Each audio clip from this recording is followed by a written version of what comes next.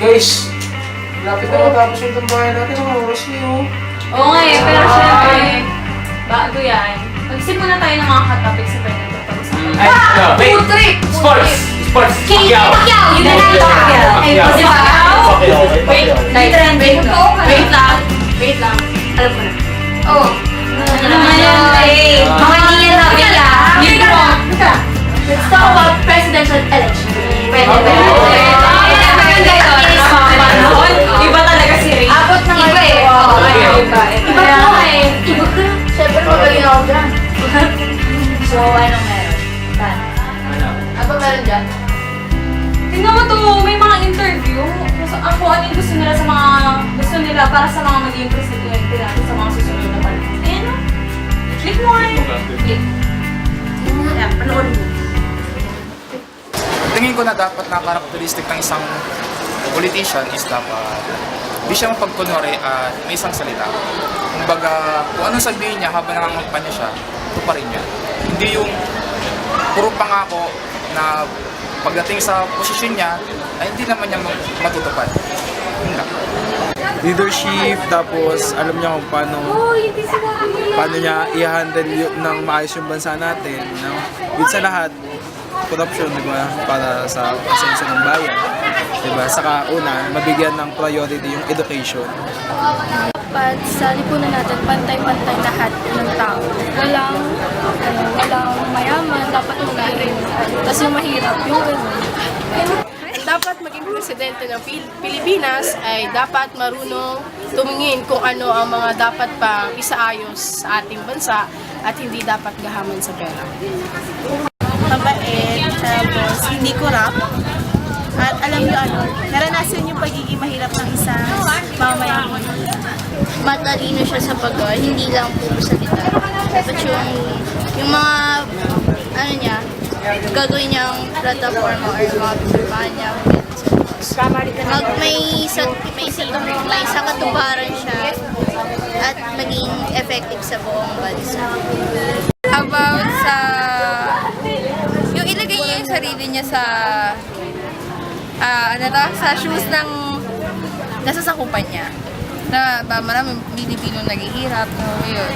Dapat matuto, hindi naman ibig sabihin na ano yun, magkakamay ka din kumain.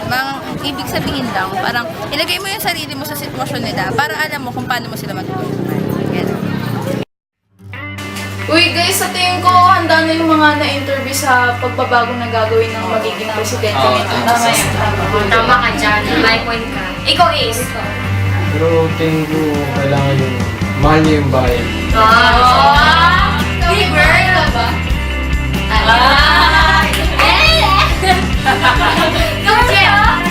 Ako kasi, ang gusto ko sa magiging susunod na presidente natin.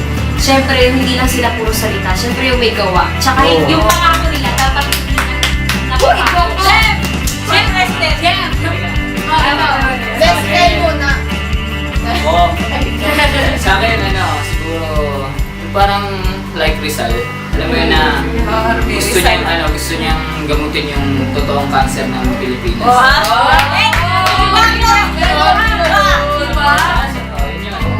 Ako ewan ko ba, parang gusto yung authoritative leader. Kasi parang di ba lahat ng mga naging leader sa Pilipinas, puro mababait. Siguro kailan natin yung power back ng bahay. Oo, baka lang kamahal ka rin. Pero hindi sila ng asayro, iba yun. Ako bilang isang pagkataan, naniniwala kasi ako na kailangan nating presidente is yung mahal niya yung nasasakupan niya. Hindi lang yung bayan niya. Kasi paano yun kung hindi niya mahal yung nasasakupan niya? Paano niya mapapasunod? Di ba nga sabi nga sa isang kasabihan na sa tao muna magagaling yung pagbabago. Bago magbago yung Yes! Lalim! Lalim ang hiyag! May pagkakit ka. Pero parang kapares din kay DJ. Pero sa akin naman, gusto ko yung nagmamahal mismo sa servisyo yung ginagawa. Next ka, iba. Iba yung servisyo muna. Kasi minsan nawawalan ka ng pasensya sa tao. Pero syempre, pag alam mo na minamahal mo yung servisyo mo, yun, iba pa rin yung yun, no? Yun, Ito ba si Rain pa eh? Si Rain pa. Ayan. Alam mo na. Hindi na siya. Based on the... Kasi sa totoo lang, binabantayan ko talaga yung mga lalo na ngayon yung mga kakandidato ngayon para sa pagka-presidente. Tapos sinatanong nila ako, bakit ka nagbabatay ng mga ganyan? Bakit mo sila pinamatayan? Hindi ka naman boboto muna. Alam nyo, sa totoo lang, kahit kabataan mo tayo dapat, meron na rin tayong pakialam. Kasi, alam nyo, 6 na taon din sila mamumuno. Siyempre, pagkatapos ng 6 na taon, sino bang magbe-benefit nun? Di ba tayo din naman? Kaya kailangan, hindi lang dapat sa mga presidente tayo ng mga ano. Dapat sa sarili din natin, alam din natin yung pero yun nga, pag sa presidente, tama lahat ng sinabi mo. Dapat equal opportunity para sa lahat. Kasi hindi lang naman puro mayaman ang minamahal, kundi buong bansa. Ikaw magpapanalo doon. 5 minuto. 5 minuto. 1 second. Ito, dapat ang susunod ng presidente, dapat pantay-pantay siya sa lahat. Yung hindi yung kapartido mo lang yung inaano mo. Yung kumbaga kung makakalaban ng partido, Bias. laging nabe-behind. Siyempre, ikaw nga presidente, ikaw yung ama ng bansa, di ba? Dapat ikaw yung tutularan. Follow the leader. Actually guys, So yun nga guys, mukhang pumili na talaga yung labanan ng mga Yes, tama. So, abangan talaga natin kung sino yung mananalo. At sana talaga, ma-achieve na natin yung pagbabago gusto natin. Yes. vote straight, vote wisely. Yes. Tama sa isip at salita. Oo nga, sana dapat maging wise yung mga magiging botante natin kasi ang daming rehistradong kabataan ngayon. Yes. Pero may napili na ba yun? Ay, wala. Rehistrado na ba kayo? Rehistrado na ba kayo? Pero ito na kasi yun, ito na yung panahon para sa pagbabago at magandang kinabukasan ng bansa natin. Kaya dapat, matalino tayo sa pagpili ng bagong leader. Yes. Game, guys. Okay lang. Okay na yan. Okay lang. So, ano guys, tapos na ang tambayan natin. So guys, tapos na ang tambayan natin. Thank you for being with us this day. Yun, abangan kami tuwing Friday, 4 to 4:30 p.m.